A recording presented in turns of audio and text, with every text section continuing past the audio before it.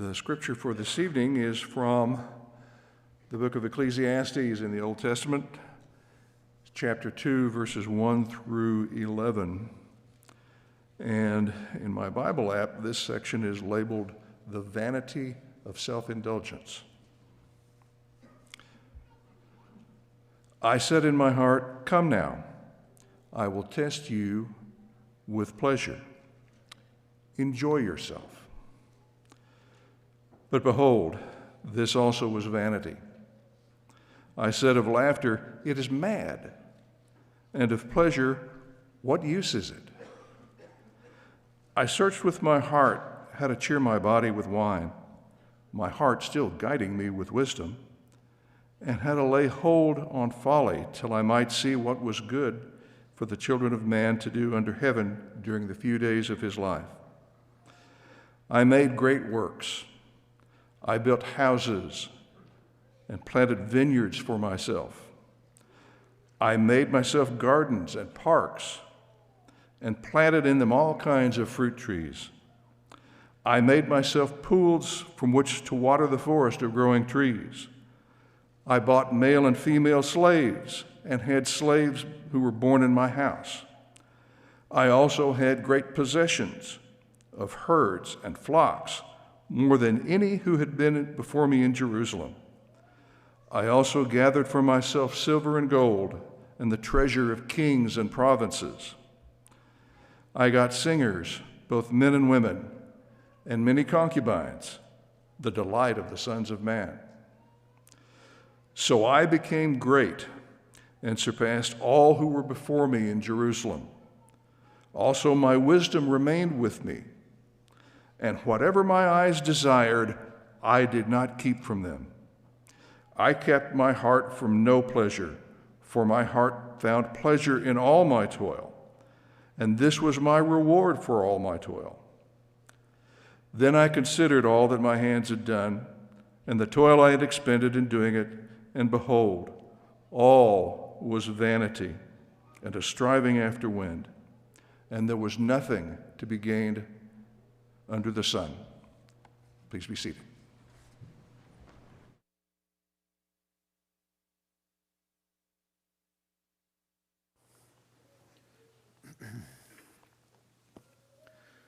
If you want to keep your Bible open there to Ecclesiastes chapter 2, we'll circle back to much of what Kip just read to us. In addition to that chapter, in chapter 5 and verse 10, whoever loves money never has money enough. Whoever loves wealth is never satisfied with his income. Chapter 6 and verse 7, all man's efforts are for his mouth, yet his appetite is never satisfied. This may be one of the great weaknesses of the American church. We earn more, spend more, buy more, borrow more, own more, eat more, and waste more, possibly than any other nation in the world, and yet so many people that live in this country are not content. They're not happy. They have a lot, but they're not satisfied with what they have. People have huge homes, they want a bigger one. They stand in a closet filled with clothes and decide, I don't have anything to wear. They stand in front of a refrigerator filled with food and say, there's nothing here to eat. We have a car, it runs fine, we want a new one. Something better, something faster, something more expensive. For many Americans, we're one purchase, or at least we believe we're one purchase away from happiness. And it's possible that the reason for our discontent is that there are millions, if not billions, of advertising dollars spent annually to make us feel like something is missing from our lives. When we're watching television every couple of minutes, somebody appears to tell us that we have to have their product. Our life will be incomplete without it. When we're reading a magazine, even looking at social media, there are constantly pictures and advertising showing us various things. If we don't have these things in our lives are not as rich or meaningful as they could be otherwise.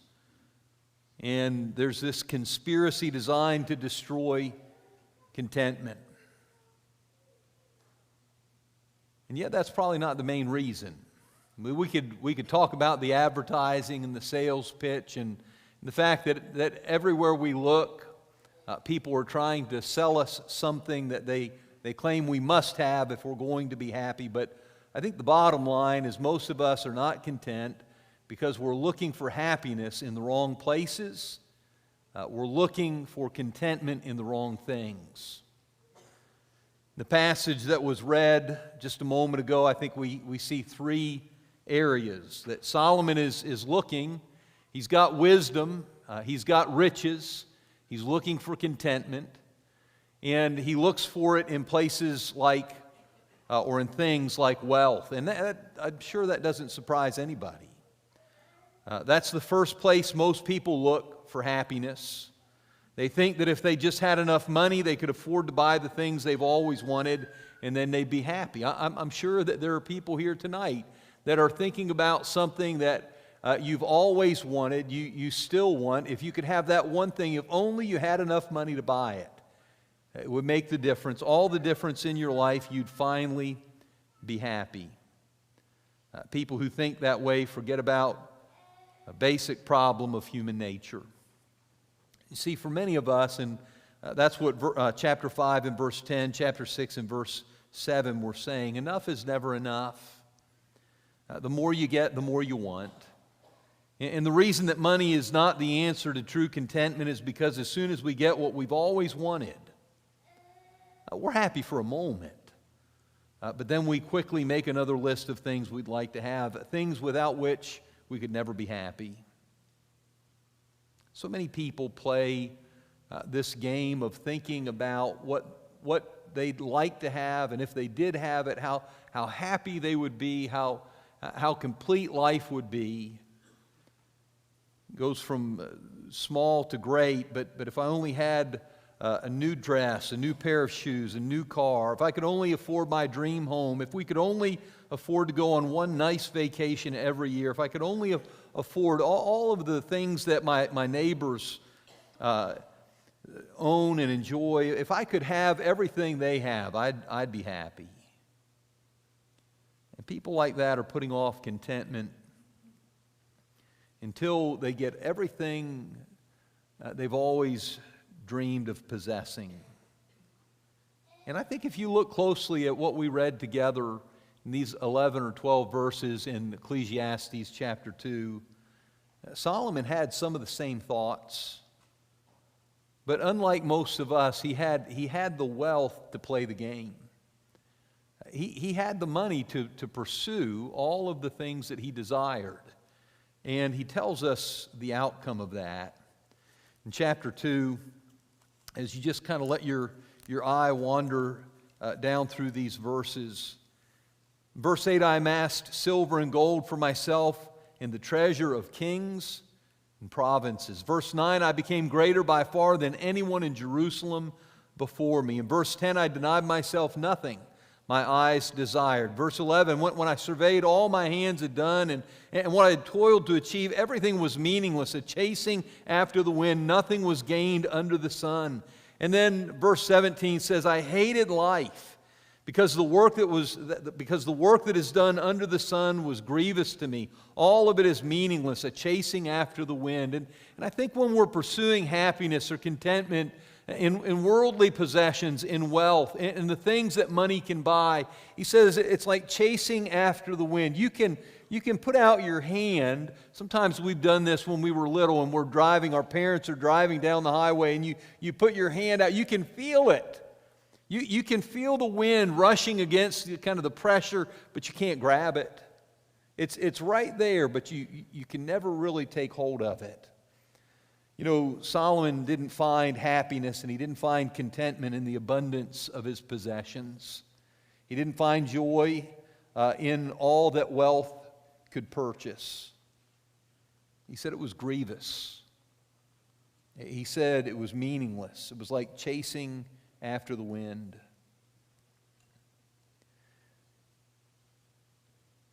It's possible. Most of us won't consider this possibility. That the good life comes when we stop wanting a better one.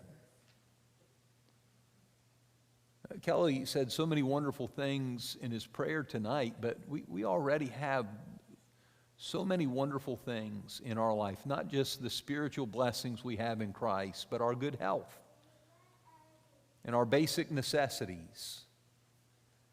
And sometimes we fail to enjoy all that we have because we're constantly thinking about something else, something different, something more.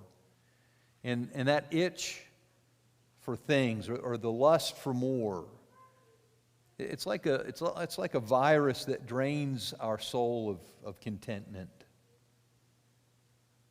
Now, I want you to think about the possibility tonight of what it would be like to step off the escalator of desire.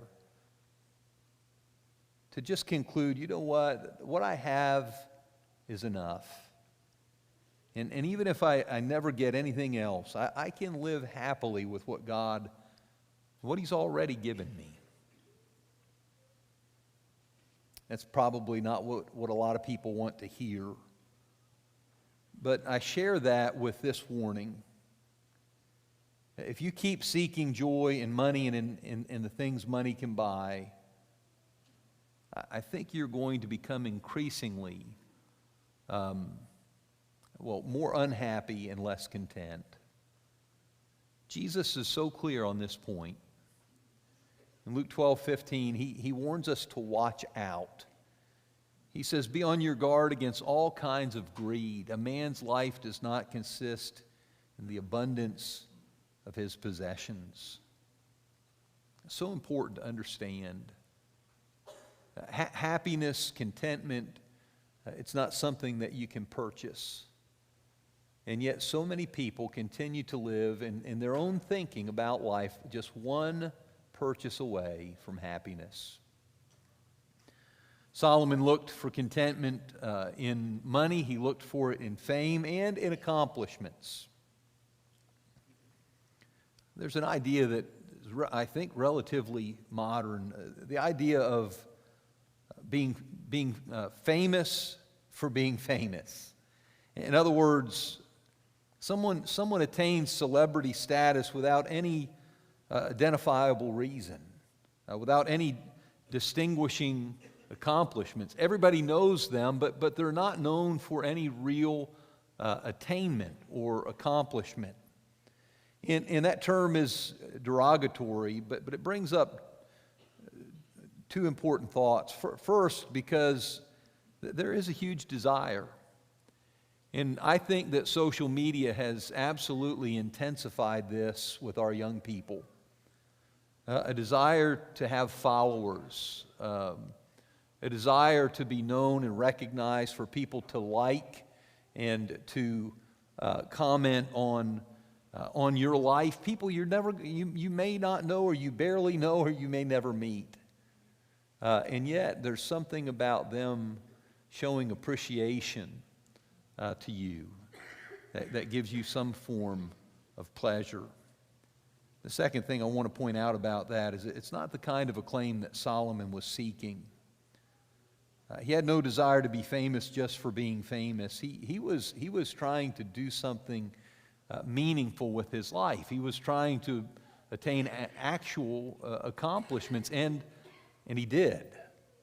He was very successful, and he shares his achievements in this chapter. In verse 4, he says, I undertook great projects. I built houses for myself and planted vineyards. In verse 5, I made gardens and parks and planted all kinds of fruit trees in them. In verse 6, I made reservoirs and water groves, reservoirs of water, groves of flourishing trees. I became greater by far than anyone in Jerusalem before me. So these verses stress Solomon's effort to find satisfaction as a builder, as an achiever. He set out to build great buildings, to gain recognition and acclaim. Look again at what we mentioned in verse 17. I hated life, because the work that is done under the sun was grievous to me. All of it is meaningless, a chasing after the wind. And so despite all the wonderful projects he started and completed, he's still not content. It's both strange and surprising. There's almost a feeling of sad emptiness that comes along with great accomplishments. There's something that you have been working towards. You've sacrificed. You've worked hard. You've persevered. And then you finally reach the goal. And in the reaching of the goal, you discover it doesn't bring you the sense of purpose and meaning or lasting joy that you expected. Phil Jackson wrote a book entitled Sacred Hoops, and he wrote about his own experience after winning the 1971-72 NBA championship. He said the post-game festivities in LA were exhilarating. This was the pinnacle of my sports career to that point, the moment I've been striving for with all my heart since I was a kid.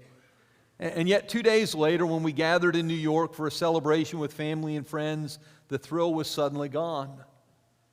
The intense feeling of connection with my teammates I'd experienced in Los Angeles seemed like a distant memory. Instead of being overwhelmed with joy, I felt empty and confused. Was this it?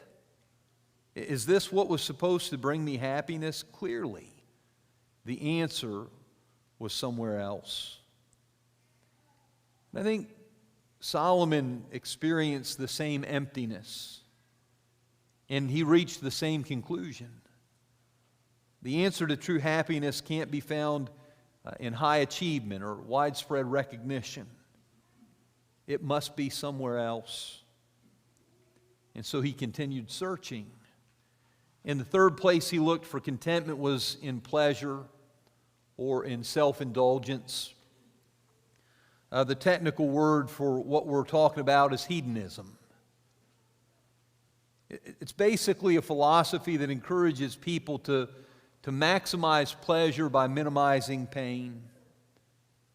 The hedonist has a well-known motto: if it feels good, do it. And I think there are a lot of people in the world, the things that we're talking about tonight are not strange, rare, isolated. People are looking for meaning. And they look to money. And they look to recognition and accomplishment. And a lot of people in our world today, the reason that they don't live with any kind of restraint is because they're looking for meaning and pleasure. And I believe that there are a lot of people that really do live by that credo. I mean, why do people do what they do? So often they behave the way they behave because if it feels good, they want to try it.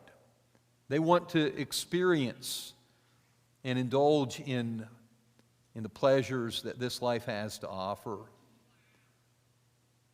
My question tonight, and really I think the question that Solomon answers in his search for meaning,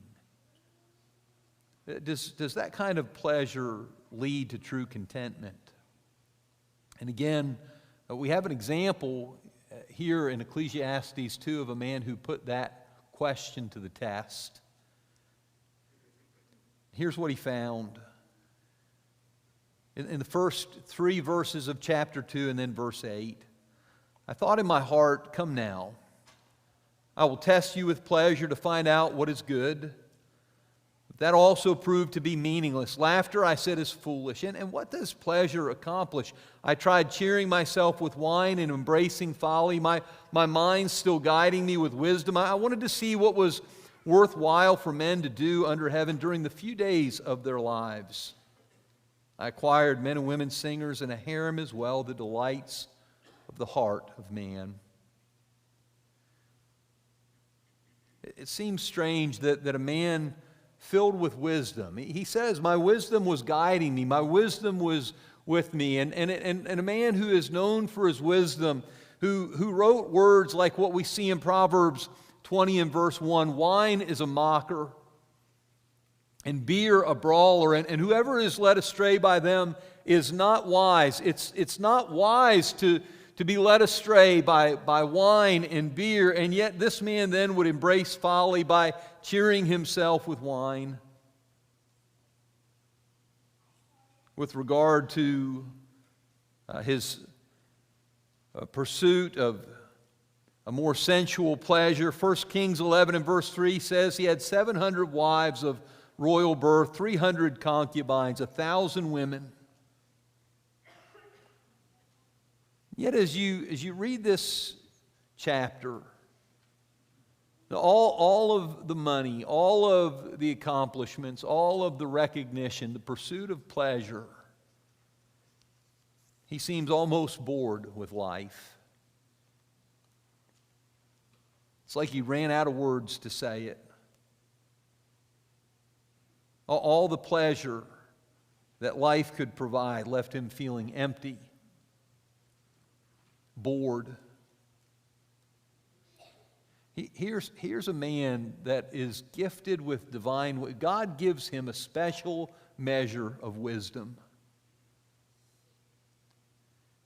And he's telling us the truth about sex and alcohol, kind of a party lifestyle, everything that appeals to the flesh. You couldn't get a clearer or more concise summary of how he felt about all of it than what you see in verse 2. Meaningless. Meaningless. That's what he says. Utterly meaningless. Everything is meaningless. And yet, do you know how many people, right now, tonight, they're chasing all of those things?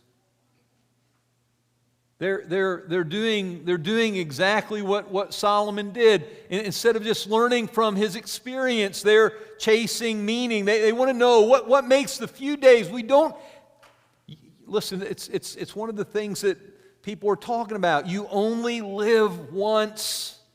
We have so few days of life on earth, and I don't want to miss anything.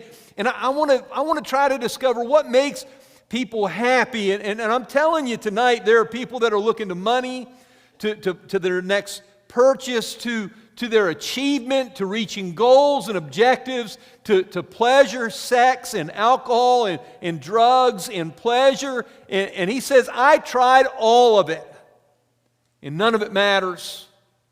It's meaningless. It's utterly meaningless. Everything is meaningless. And I think our world is shocked and amazed when they discover that the things that make them feel so good are also the things that make them feel so bad, that make them miserable. They can't understand that when they pursue pleasure and experience pleasure, sometimes that pursuit also results in deep and lasting pain. That the more you surrender to the desires of the flesh, the more miserable those experiences make you. Some people talk about what they've done, their escapades, their adventures in life, and here's the problem with the night before. It's always followed by the morning after, when you got to wake up and face yourself and live with the shame and the humiliation of all the things you've done. And there are people that have done a lot of degrading things, a lot of things that they're not proud of, a lot of things that they would never want anybody else to know. They thought that it was going to bring them pleasure, but instead it's only brought them pain. They didn't find lasting happiness in a life of unrestrained pleasure, because it's not the path to peace. It's not the path to true contentment. I think you already know this. Everybody here tonight that loves God and reads your Bible, you already know the answer. The reason that none of these things produced contentment is because they were all under the sun.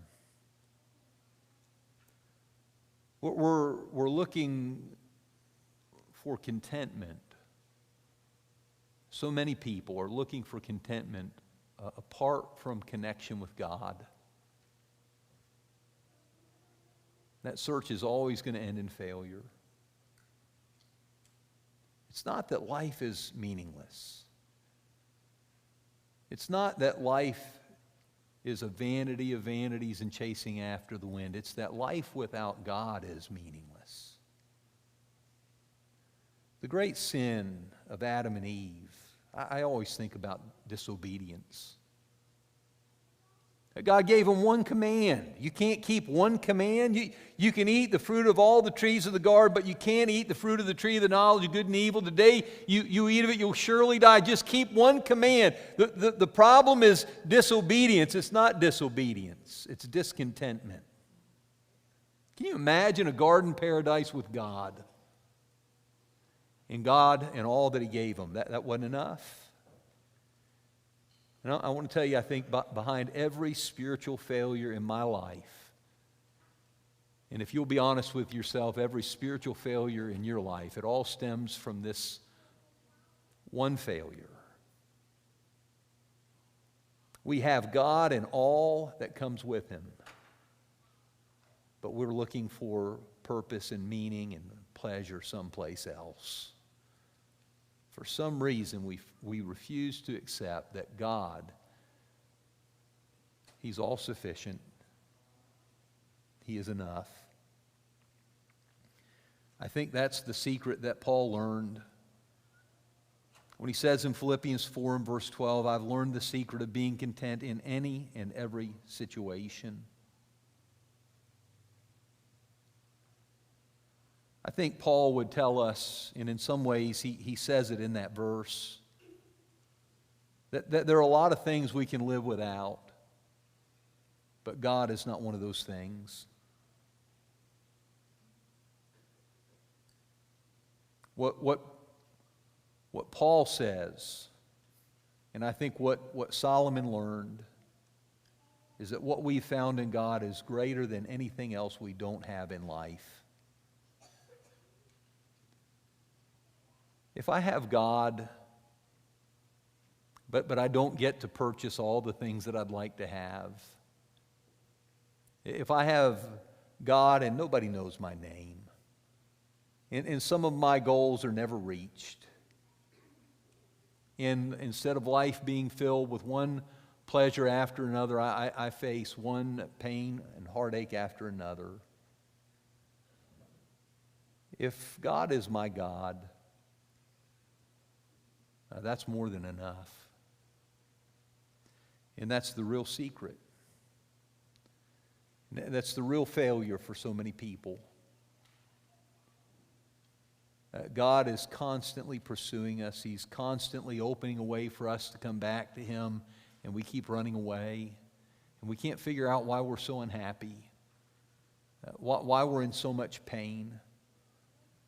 Why nothing seems to fill the void that's in our lives, because nothing will fill the place that only God can fill.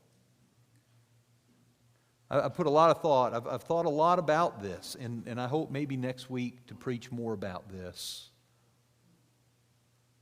I think for most of my life I've thought about salvation in terms of what God is rescuing me from, instead of really understanding what He's rescued me for. What He's done through the cross has made it possible for us to be in relationship with Him. He's made it possible for us to be reconciled. He's healed the relationship. And the fullness and the abundance that Jesus makes possible,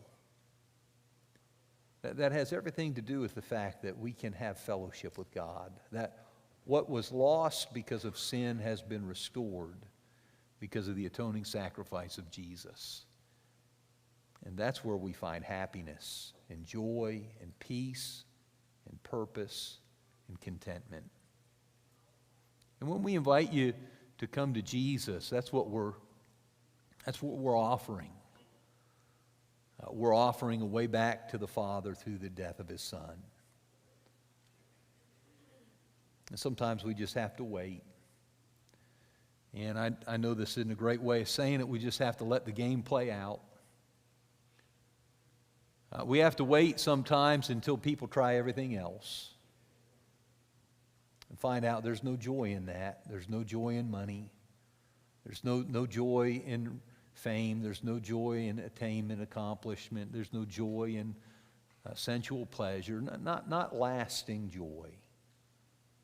Not eternal joy.